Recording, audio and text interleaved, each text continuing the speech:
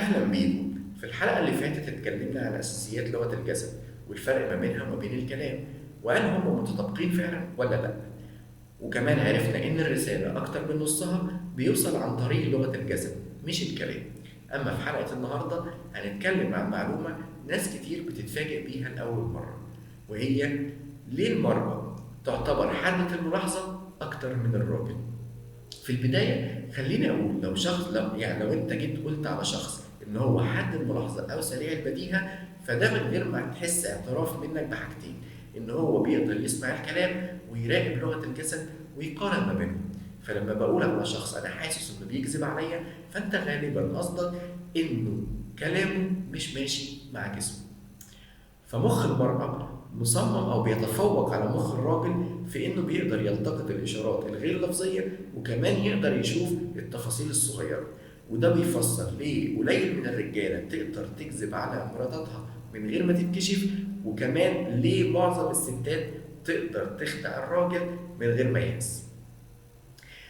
في بحث اتعمل في جامعة هارفارد عن طريق إن هم جابوا مجموعة من المشاركين من الستات ومن الرجالة، وعرضوا عليهم فيديو لواحد وواحدة بيتكلموا، بس الفيديو ده كان من غير صوت، وطلبوا منهم يفسروا الموقف. وكانت النتائج مدهشة، وهي إن الستات قدرت تفسر الموقف بدقة وصلت ل 87%، أما الرجالة فسروا الموقف بدقة وصلت ل 42%. وكان الرجاله اللي فسروا الموقف بدقه قريبه من الدقه بتاعه المراه كان معظمهم بيشتغل في مجال الرعايه والتربيه. فمخ المراه علميا مصمم بطريقه تديها قدره اعلى على التواصل وقدره اعلى على تقييم سلوك الناس اكتر من الراجل. ده غير كمان ان القدره دي بتزيد في مراحل تربيه الاطفال، لانها بتعتمد في تربيه الطفل على انها تستقبل منه الاشارات الغير لفظيه، وخصوصا في المراحل الاولى او في السنين الاولى بتاعته. وده كمان بيفسر لنا ليه في المفاوضات المراه بتعتبر لماحه اكتر من الراجل.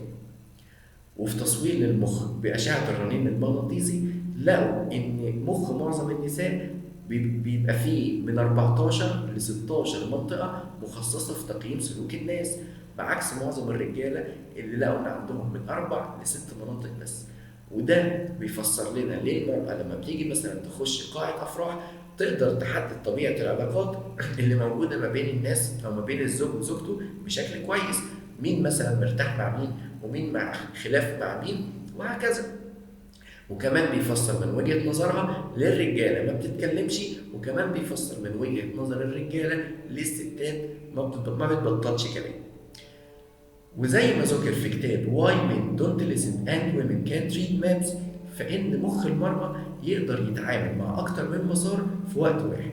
يعني مثلا تلاقيها بتتكلم في التليفون وهي بتتفرج على التلفزيون ومعاها كوباية القهوة، وفي الناحية التانية في حوار شغال جنبها بتسمعه. ومش كده وبس، ده بتقدر كمان تغير من نبرات صوتها بحيث إنها تأكد موضوع أو تغيره، بعكس معظم الرجال اللي هم بيتعاملوا مع عدد نبرات أقل، وده اللي بيخليهم يفقدوا تسلسل الحوار.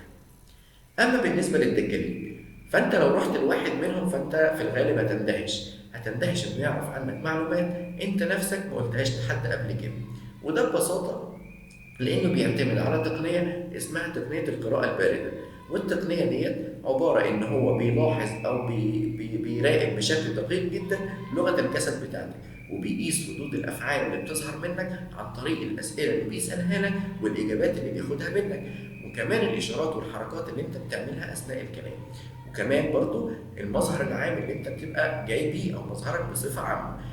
ولسوء حظ الشخص اللي رايح للدجال ولحسن حظ الدجال نفسه ان الدجال ما بيبقاش عارف ان اللي بيعمله ده هو لغه جسد او قرايه لغه جسد، ولكنه بيبقى مقتنع تماما ان هو عنده قدرات روحانيه ومع شويه ديكور، فبتبقى الساحه مجهزه والكلام بيبقى مقنع جدا انه يقرا لغه الجسد الشخص اللي رايح. في الحلقة الجاية هنتكلم عن أنواع الحركات اللي احنا بنعملها، هل هي فطرية ولا ثقافية مكتسبة ولا وراثية. وكمان هنشوف الحركات اللي لو اتعملت في كل البلدان هتتفهم بمعنى واحد، والحركات اللي لو عملتها في بلد ما ينفعش تتعمل في بلد تانية، أو الحركة اللي عملتها في بلد تتفهم بمعنى ولو عملت نفس الحركة في بلد تانية هتتفهم بمعنى تاني. وكمان هنتعلم ازاي تكون قارئ جيد للناس. وكل ده واكتر هنتعلمه مع بعض خطوة خطوة في السلسلة اللي هنشوفها مع بعض. شكرا ليكم، وبتمنى لكم لغة جسد قوية وطاقة.